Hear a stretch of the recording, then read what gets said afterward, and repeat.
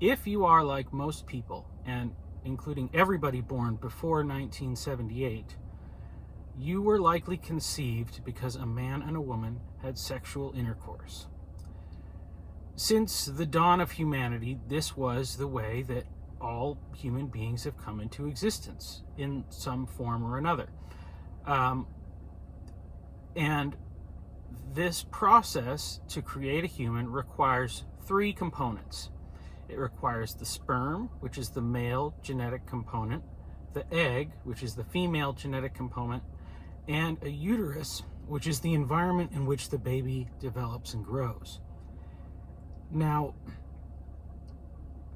people who have sought to have babies and had issues with any of their reproductive equipment, their biological reproductive equipment, up until recently did not have much recourse.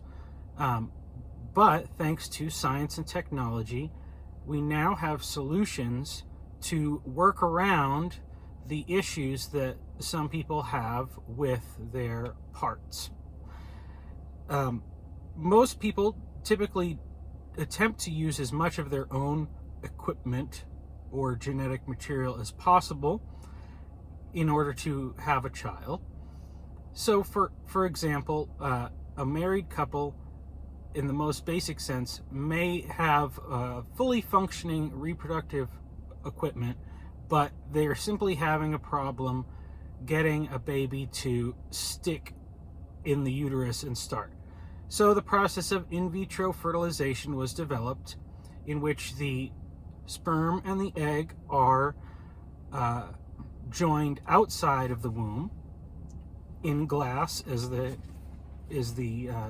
terminology means, and then that fertilized egg is placed in the woman's uterus, where it can begin to develop and grow from there on. Now, if there is some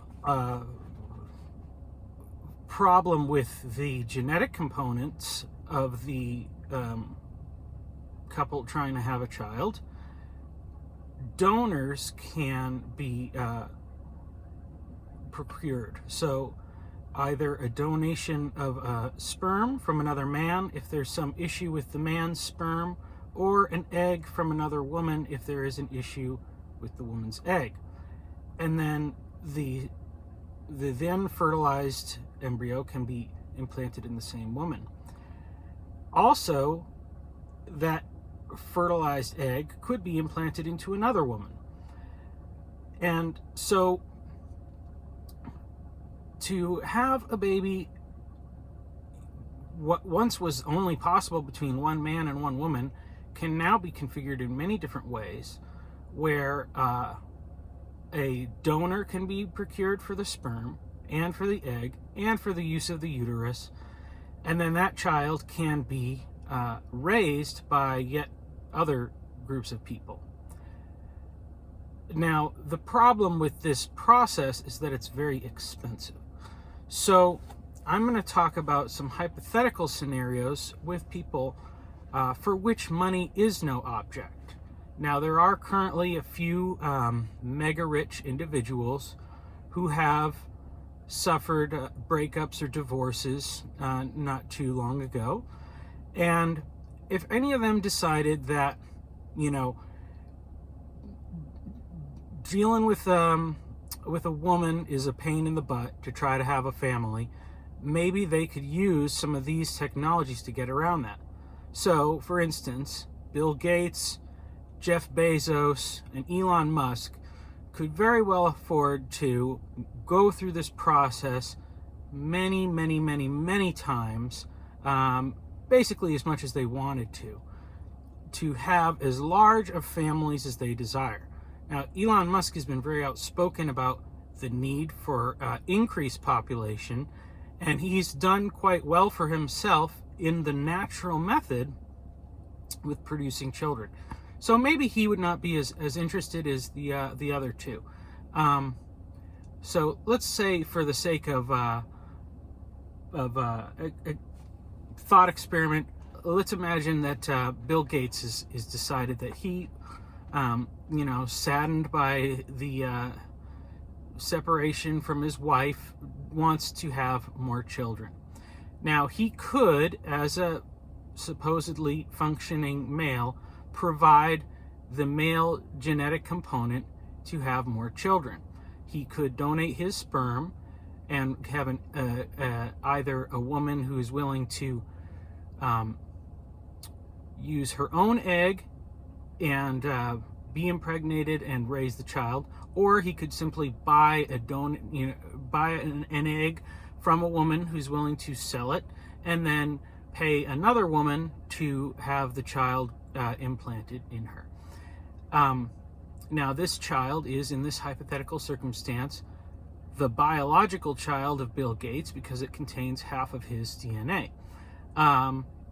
which means there are certain legal obligations that he could be required to have towards this child. However, if, because he decides, he's kind of a scrawny pencil neck kind of a guy, and maybe his genetic material isn't the prime, he would rather go with a donor. So he could in all hypothetical likelihood, have a child that would be his to legally adopt, that he has no biological connection to at all. And he could do this as many times as he wanted. Perhaps, raising these children would be very time consuming, so maybe he's going to, maybe he could start an institution to help him out with that task. We can call it the B.F. Skinner Boarding School for Babies. So the babies can come in from the countries where the women are hosting them as surrogates, and go directly to the boarding school, and then they can be formulated for whatever task their papa desires them to grow and develop towards. They could be a personal army, they could be scientists and engineers to work at his various foundations or whatever. Or he can just, spoil them if he wanted to. Now, perhaps, the importation of children from overseas is sort of a tedious project. So he could, maybe in the first generation, he may decide that he's preferring females because they could then be his own homegrown surrogates. Technically they would be his daughters. So whether they were biologically or not,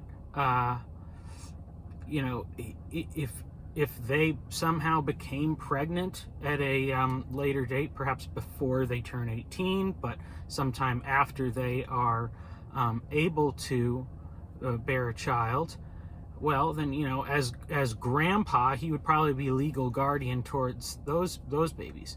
Now, maybe that seems like a kind of a sketchy scenario that somebody would be using their daughters to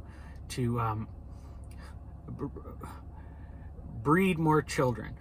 But in the world of surrogacy and this sort of reproductive technology, oftentimes people go first to family members. Now, Bill Gates is pretty old. I don't know if he has any sisters, but if he did, they are probably old. However, let's say he has some of his father's frozen sperm. His dad was a powerful eugenicist, and guys like that are kind of obsessed with their own genetic material. So chances are Bill Gates has some of Dad's sperm frozen somewhere, so he could use that, and then he could legally adopt a whole bunch of infant sisters, technically. And it's very common for sisters to provide either the use of an egg or of their womb or both to a sibling who is in a situation where they're not able to reproduce in their current relationship for whatever reasons of infertility. So that could be the case, and then he could have his farm of new young sisters who, when they come to a certain age, may also end up pregnant. Now, that would be pretty unethical if he was donating his sperm to his sisters, unless if it was a donated egg.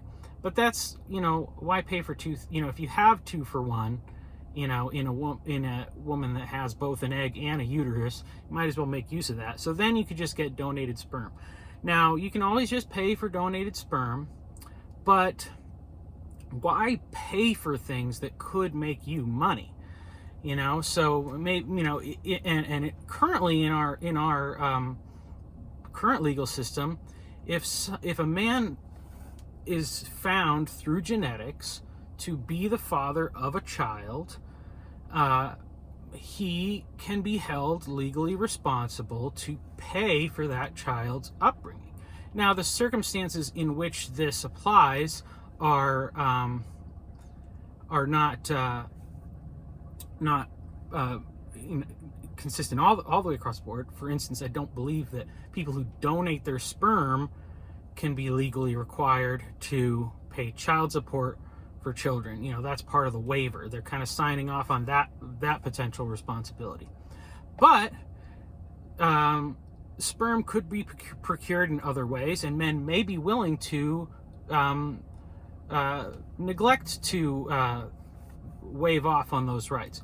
For instance, let's say Bill Gates, on one of his large properties, decides to build a farm. He's got all this farmland, but it's a robot farm, and not just any kind of robots, but sex robots. And if the price point is right, he could probably get men to come and willingly donate their sperm without any legal protection to these sex robots, who could then collect it, and that could be used to raise some children who are now not only able to continue the legacy of the B.F. Skinner boarding school for babies and all of its illustrious goals, but he could receive legal recompense from these men who father the children. So that's like a win-win-win scenario for him.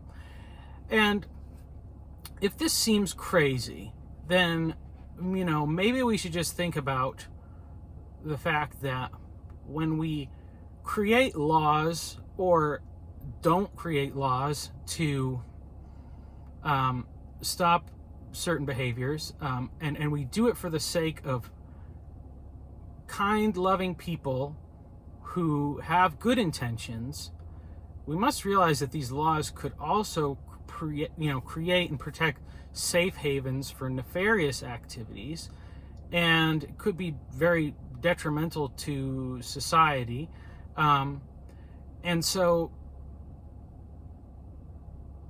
we should be very, very prudent and use a lot of caution and wisdom about what we affirm and what we just assume is ethical and fine. And maybe there should be some sort of laws in place, and we got to figure out who has the rights to this sort of activity. So anyway, that's just a little follow-up on the kind of thing I was talking about yesterday. Hopefully it makes it a little more clear. So, thank you.